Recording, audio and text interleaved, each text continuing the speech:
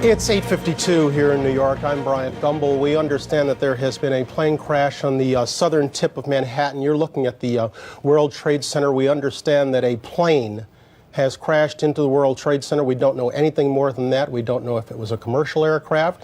We don't know if it was a private aircraft. We have no idea how many were on board or what the extent of the injuries are right now.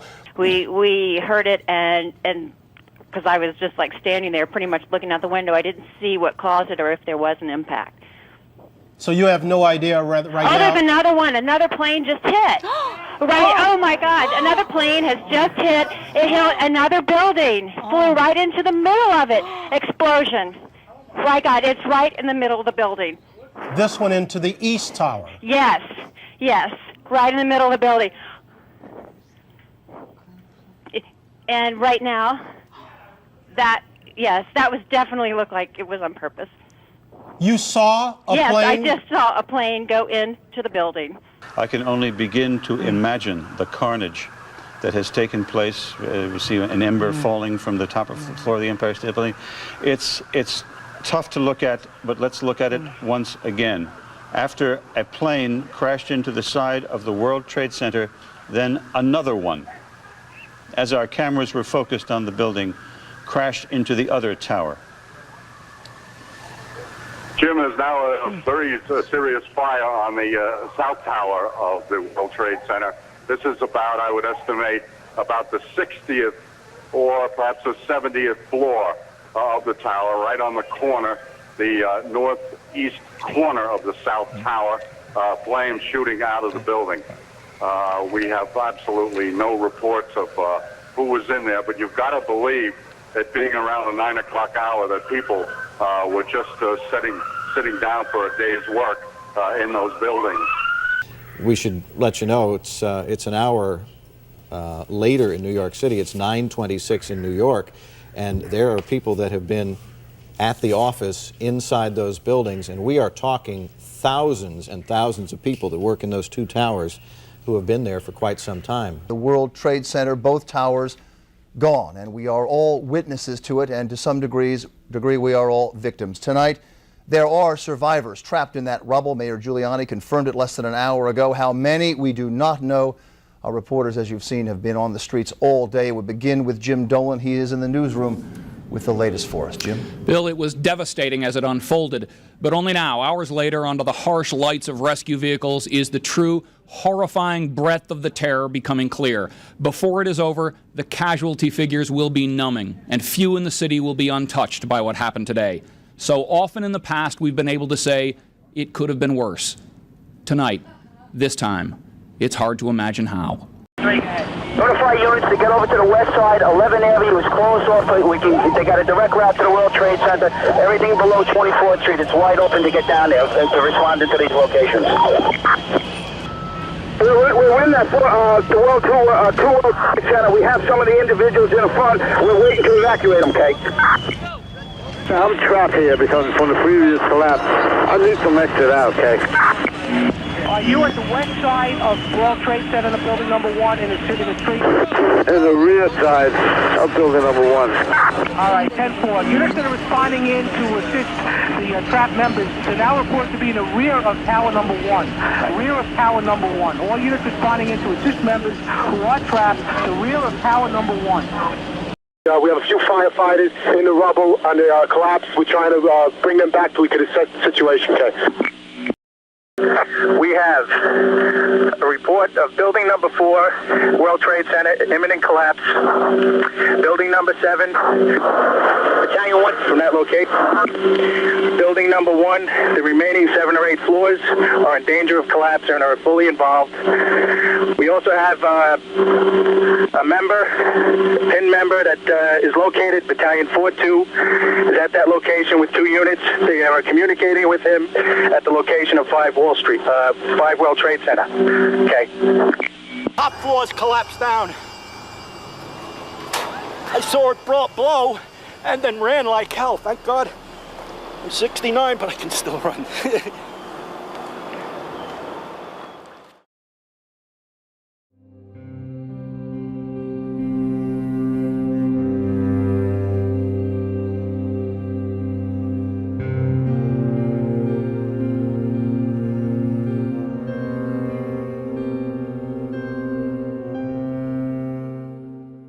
I was actually teaching English at a small private Catholic high school in San Jose, Costa Rica, Central America. And I had a 7th, 8th grade English class that morning. I started my day around 7:30. Well, anyway, probably between periods, at second or third period, the kids came in very distraught, saying in Spanish, telling me something. And at the time, I didn't really understand them. I was learning Spanish at the same time, and it wasn't, couldn't understand what they were saying. Later, a colleague, teacher, coworker, came over and interrupted class and said, Nisa, do you understand or realize what's happening in your country right now? And I said, what are you talking about? No, I don't get the news. I don't have a TV in the place where I lived. And I was the only U.S. teacher, American teaching at the time. So he just said, I'm going to cover your class for you. You go down to the teacher's lounge where we had a TV. And he said, just check out what's happening. So I was like, what is he talking about? I would have no idea what he was talking about.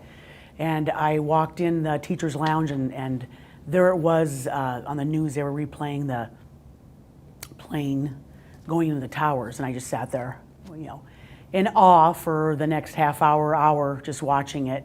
And it was very hard for me because, what can I do when I'm not even in the country? I'm watching my country get terrorized. I didn't know what to think. It was very scary. I had watched it, and I think at lunchtime we went in there, a group of us, and I just kept watching it over and over. It was like a dream, like I couldn't believe that was really happening. I felt so bad, just scared to death, scared for the country.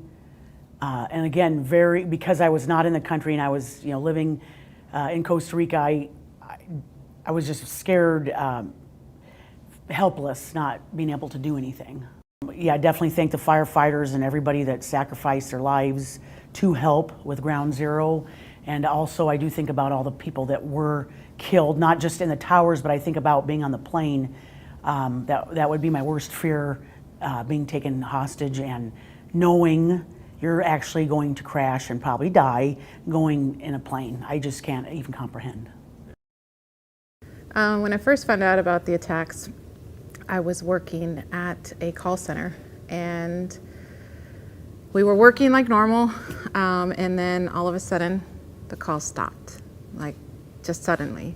There was no warning, no nothing, and we just couldn't understand what was happening until somebody got online or somebody got called, and they were told about the towers. And I saw the second tower get hit. I saw the towers come down. There's one news where you could see people falling, like they jumped off. And I was, 7, 8 months pregnant, 7, somewhere around there. And it hit me hard, just that, being pregnant and being emotional, a wreck already. But it was a very somber day. Even when I went home, that's all we watched. It was just quite a change in just how you saw life.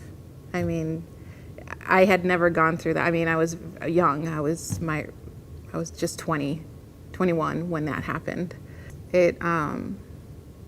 Just the thought of jumping off a building,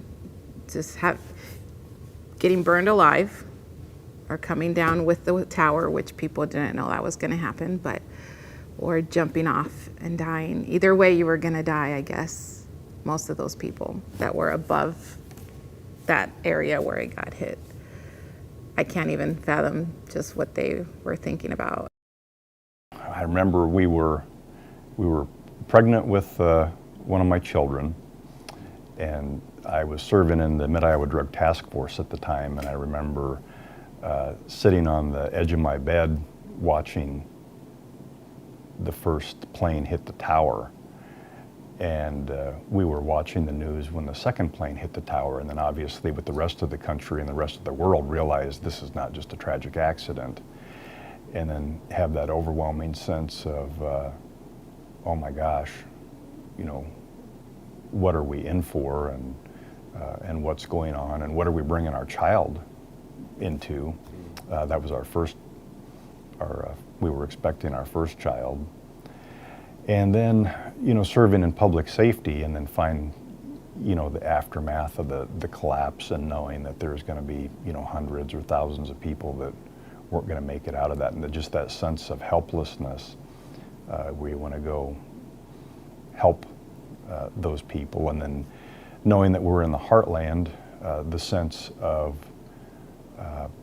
the potential, you know, if terrorist organizations could reach out to the heartland of America, what kind of message could that send? So recognizing that we have our own responsibilities here.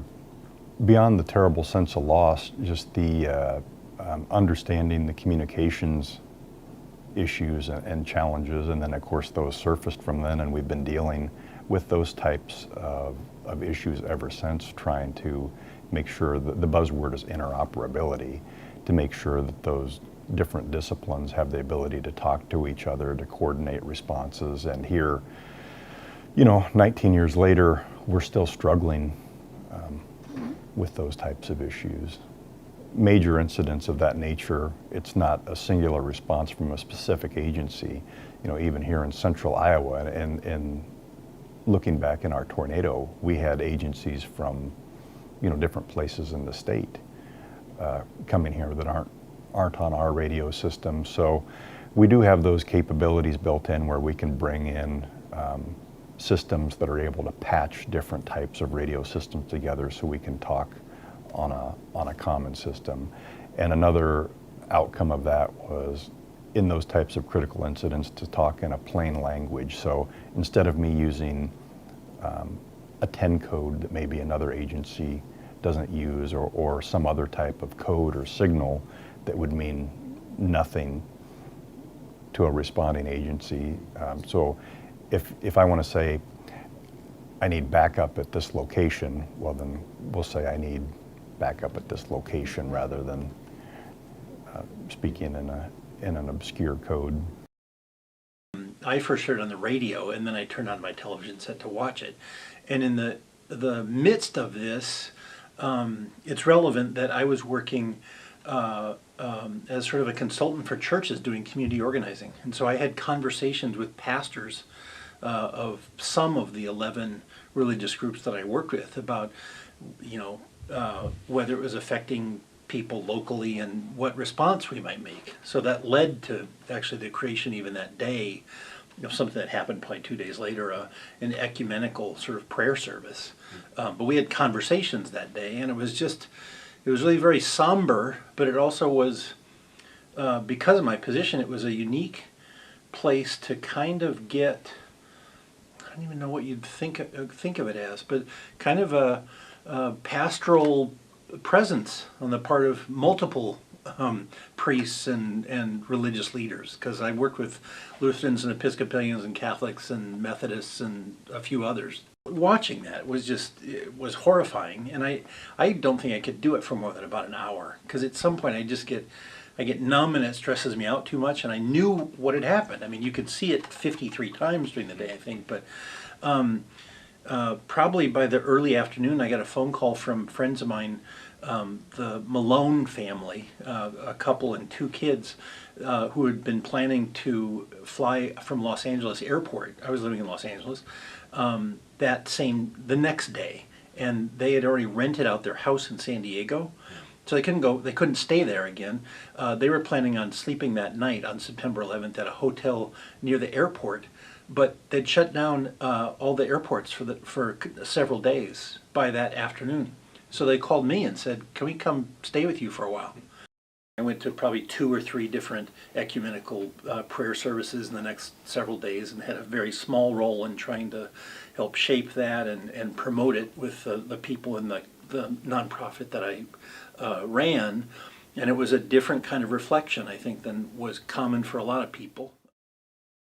I think it was about 7:30 in the morning. I think that's when the first plane hit the first tower, about 7:30 Iowa time anyway.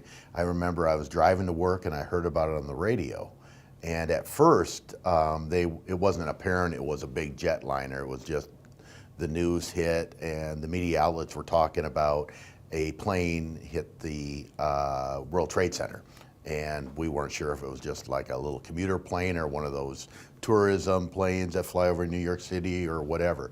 So, but it soon became apparent that it was much more serious than that. It could have been a huge jetliner. As soon as I got to work, since I work in the broadcasting television area at that time, I started rolling and started recording 3 different networks. At that time, I think I recorded maybe CNN, maybe Fox News, ABC, CBS. I recorded 3 different networks at the same time doing live coverage and started watching it live on TV when the second plane hit. And then there were just a lot of raw emotions thinking, wow, where is this ending? Is this going to keep on happening all over the country? Is this a huge attack on multiple areas of the country? And I felt right away, one of the first things I thought about is, this is my generation's Pearl Harbor. Because Pearl Harbor, our parents kind of described that, how big that was and devastating to the country to be attacked like that in such an aggressive way. That's what I felt it was that big, because, and it turned out it was that big and maybe bigger, as far as the attack on our country. So there was a lot of fear and anxiety, and a lot of people talking at work about it, and everybody huddled around television sets and watching that as it was happening, and it just kept on getting worse. And information about another plane then that was also hit the Pentagon, and then another plane that crashed in a rural area. So there was just a lot of raw emotions at that time, that morning as it was happening. At that time, I do remember the country coming together, and nobody was pointing fingers about, oh, it's the Republicans' fault, it's the Democrats' fault.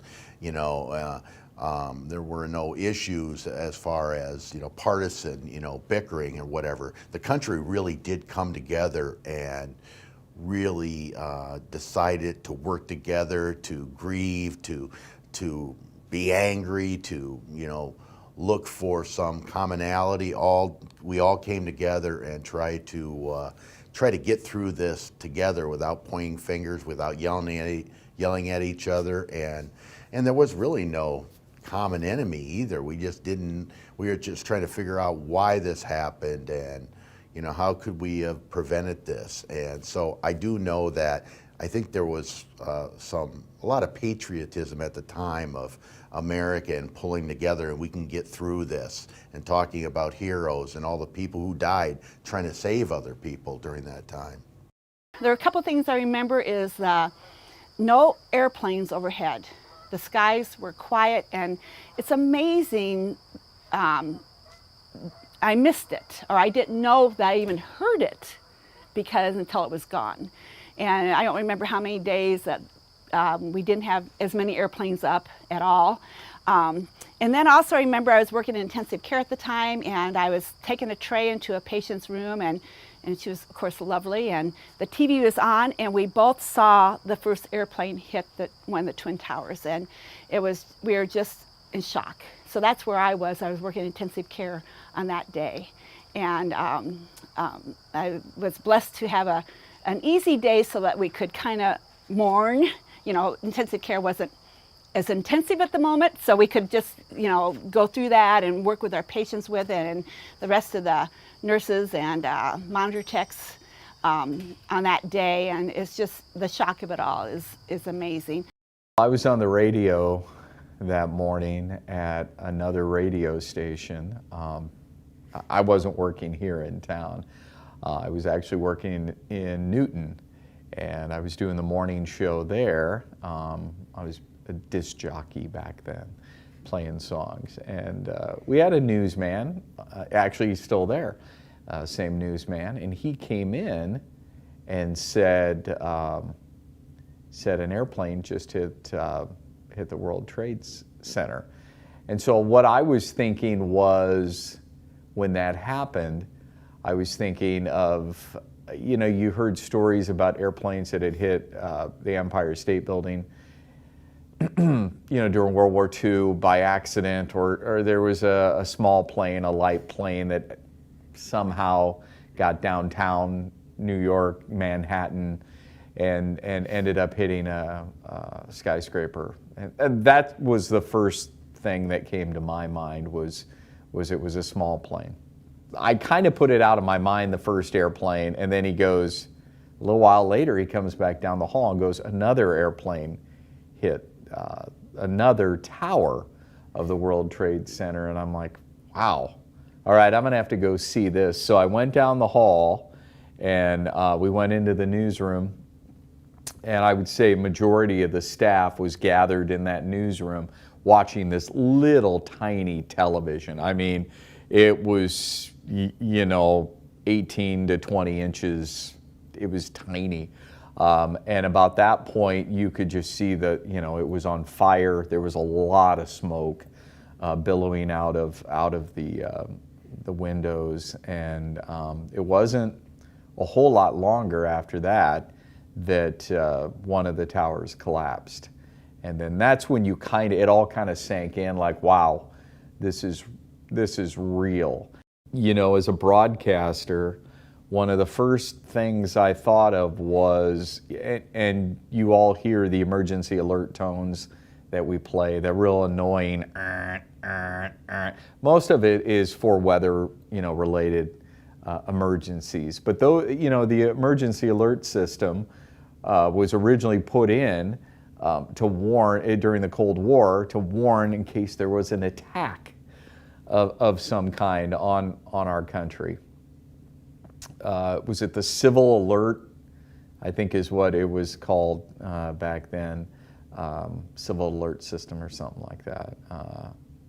But anyway, so that was my first thought, is all broadcasting entities, television and radio, have at that time had a folder that had what to do in an emergency.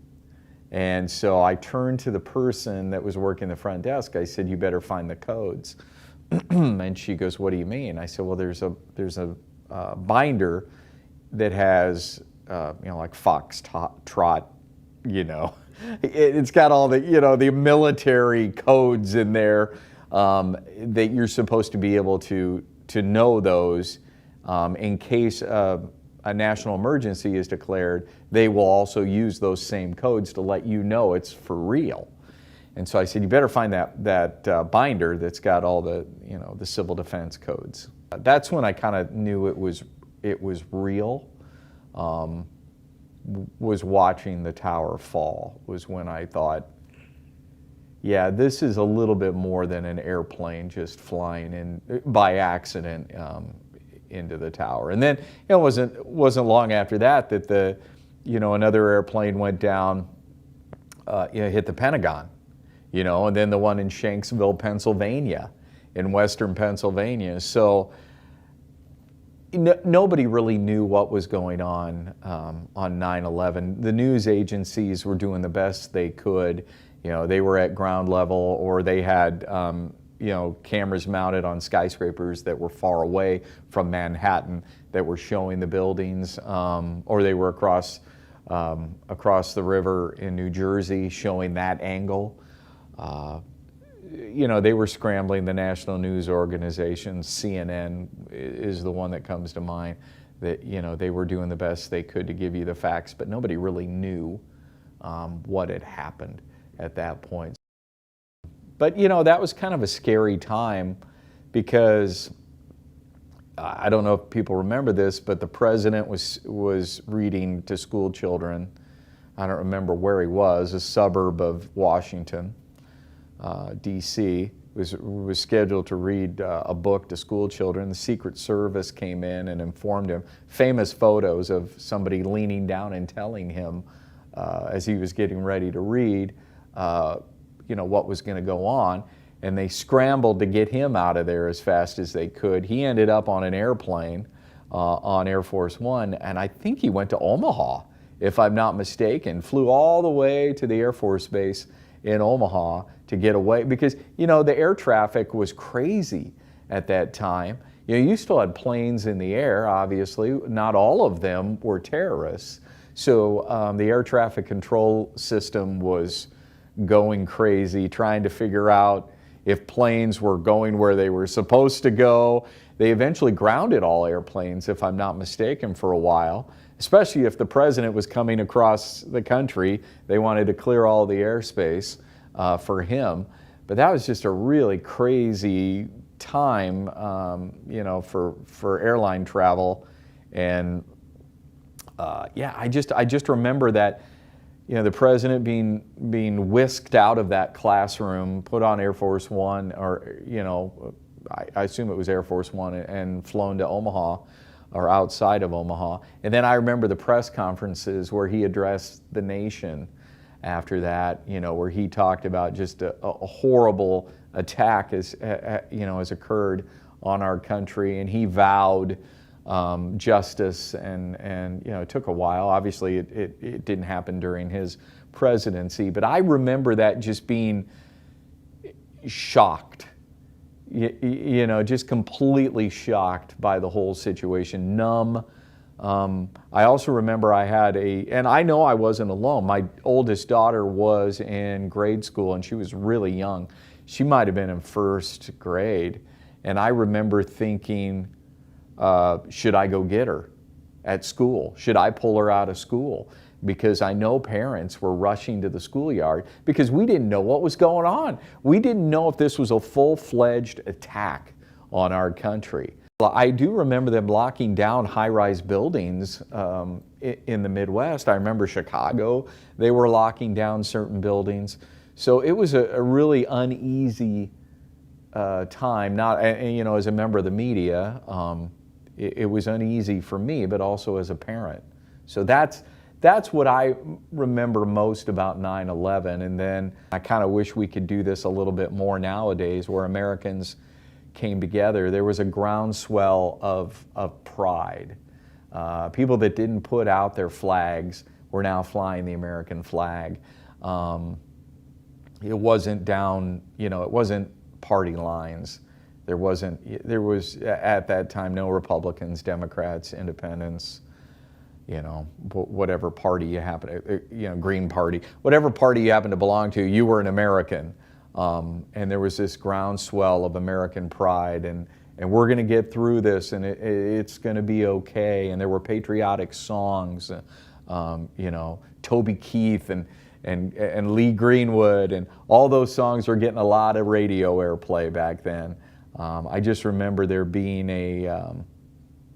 just a ton of pride of being an American, and we can get through this. And I remember my dad saying, he goes, well, this is like Pearl Harbor. He goes, that's really interesting that you say that. He goes, this is like 1941 all over again. We've had a terrorist attack on American soil, and we hadn't seen anything like that, you know, since Pearl Harbor.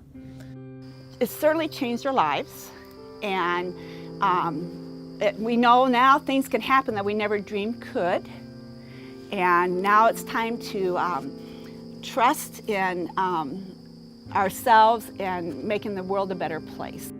Just realizing that you know, life is fragile and short, and you want to just keep your loved ones handy and close every day, because you never know what can happen. It was just a pivotal moment of my life where you think of it was before 9/11 or after 9/11, and just thinking of what world am I bringing my son into, and is this going to get better?